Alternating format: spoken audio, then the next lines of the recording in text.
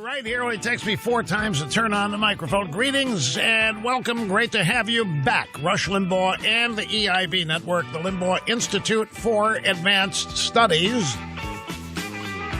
The so-called impeachment hearings continue. And I'm going to try to reset the stage. When the program began an hour ago, I was desirous of sharing every impression I had in the first 5 minutes. And that, of course, is an impossible thing to do. One of the reasons was I didn't want to forget anything. I made some notes as we went along. I've watched a little bit more of it during the break here, and I've now had the benefit of seeing the reaction of others to this. And it's clear that there is again a bifurcation. We have 2 completely different worlds of people watching this today. And we have people watching this wanting it to work, hoping that there's something that comes up that will send Donald Trump packing. That'll get him convicted and sent out of Washington. And there's another group of people, maybe 3 groups. There's another group watching, hoping that there is none of that. And then there's another group that I'm in that knows full well what this is. That this is not really an impeachment hearing. It is a one-sided campaign event. And what we are watching, if you want to get down to brass tacks, with these 2 witnesses today, we are essentially watching a sponsored mutiny. These 2 guys, Ambassador Taylor and the bow-tied guy, what's his name? I can't remember his name right off the bat now, the first witness. These guys, yeah, that's George Kent. Trust me when I tell you, believe me when I tell you, that the only gripe they've got is that they weren't used. The only gripe they've got is that Trump set up a different channel for foreign policy with Ukraine, a channel that was outside theirs. Their noses are out of joint that they were not used. They're the experts. Nobody else knows how to do this. Nobody else has the experience. Nobody else knows the people as well. Nobody else has the proper interests of the United States. Nobody blah, blah, blah, blah, blah. They were not used. They are essentially attempting to conduct a mutiny with the help of the Democrat Party. They are essentially suggesting that the president has engaged in misconduct for not using them. And these hearings are designed for them to provide evidence of Trump's incompetence. Not impeachable offense, but incompetence or misconduct or whatever. Now, those 2 things are things the American voters render decisions on, not these people. These people don't get to decide who the president is. And these people don't get to decide what the president's foreign policy is. And these people don't get to decide to throw the president out of office if their foreign policy is not used and if they are not used. They are tools. They are willing tools of the Democrat Party in a pure political campaign event today that is being disguised as an impeachment inquiry or impeachment hearing. There hasn't been an impeachable offense mentioned. There hasn't been a crime mentioned. None of these 2 witnesses has ever talked to Donald Trump. Everything that we're hearing from them is exactly what we were told that their testimony behind closed doors was, their opinion. Their opinion of what somebody told them Trump did, their opinion of what somebody told them Trump wanted to do, their opinion based on their own knowledge of what they think Trump is trying to do. But their opinions do not constitute crimes. If they disagree with the president, doesn't mean he's committed a crime. But in their world, it does, folks. This is the point. In their world, any deviation from their channel is considered to be un-American or irregular or so out of the norm as to be intolerable. What these people are demonstrating is exactly what I was hoping for, the existence of this group of people that here before nobody ever heard of and nobody ever knew. Nobody knew a thing about these people. And all of a sudden they show up and testify before Congress and give the opinion, give the impression that they run the show, that foreign policy, particularly with Ukraine, is theirs. It isn't the president's. It isn't anybody else's. It's theirs. And their testimony is designed to persuade people what a mistake as President Donald Trump is. But the irony is that everything they claim Trump has done that's wrong are things the Democrats have done, things that Obama has done. The big complaint here is that Trump supposedly withheld military aid that had been promised to Ukraine while Ukraine was engaged in a war with Russia. And so they're trying to claim here that Trump is still sympathetic to Russia, that Trump is actually helping Putin deal with Ukraine. It's an out-and-out lie. It was the 8 years of the Obama administration that Ukraine was denied all military aid. They didn't get anything. The Ukrainians did get the aid they were promised under Donald Trump. It might not have arrived on the exact day, but it certainly was happening before the July 25th phone call.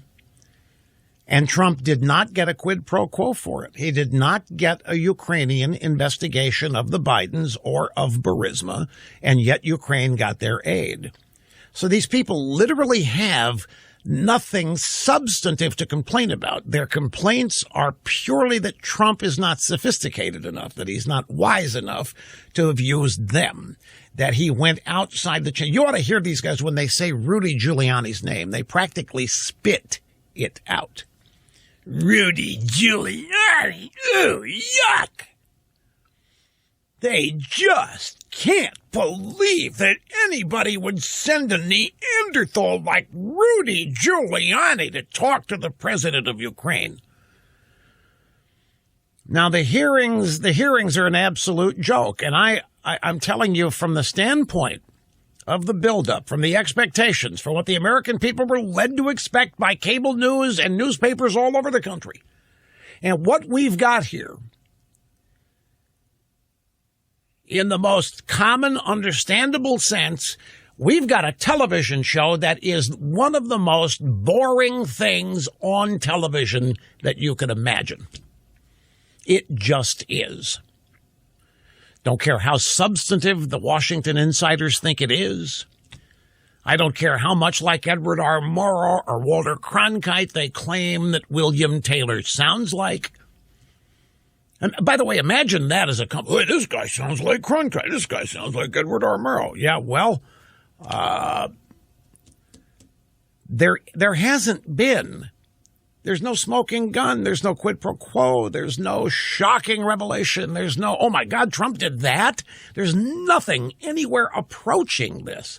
It's just a couple of guys with their blue blood noses out of joint that they were sidestepped, that they weren't utilized. In fact, Taylor, this is kind of, Taylor told Pompeo, this is from his testimony today, Taylor told Pompeo that he would quit as ambassador to Ukraine if the U.S. didn't continue a strongly pro-Ukraine policy. Really? So Taylor's announcing that he's gone rogue. Taylor's going rogue. He's demanding his own personal policy be implemented here, or he's going to quit. He told Pompeo that he will quit if the U.S. didn't continue a strongly pro-Ukraine policy. And yet we're told that Donald Trump, the president, is not allowed to utilize his personal political preferences in the adjudication of American foreign policy, when presidents do it all the time. You think Obama wasn't exercising personal, political, ideological beliefs in the implementation of his foreign policy? Just take Iran alone. Take the Arab Spring. Take whatever it was Obama was trying to do with Cuba and with the Middle East.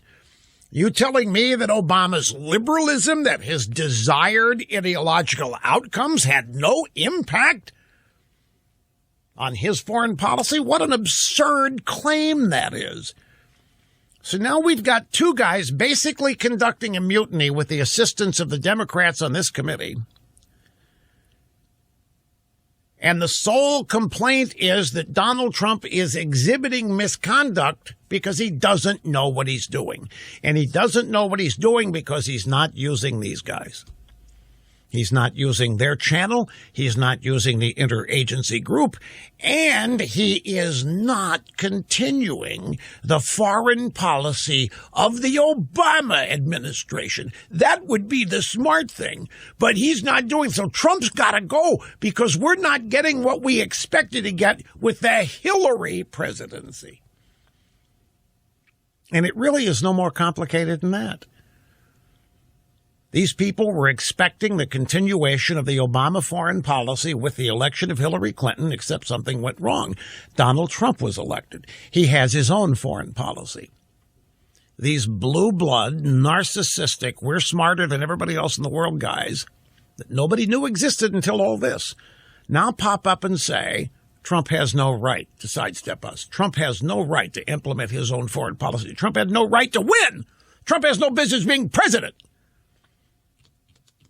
Which means that you, the American people, should have no say in any of this. It's also obvious that Adam Schiff does not know how to run a committee, that he has, every time the Republicans ask for a point of order, he appears to be lost and assumes a sort of a dictatorial posture in order to cover for the fact that he has no substantive reason to deny their requests and the lines of questioning that they want to engage in. But I'm just telling you, I don't know how many people tuned in to watch this, but those who did, there will not be, for example, a spontaneous outgrowth. Spontaneous outbreak of protests nationwide on the part of the American people demanding that Donald Trump go based on what was said or what was learned today. There wasn't anything. There's nothing so far that has been said by either of these witnesses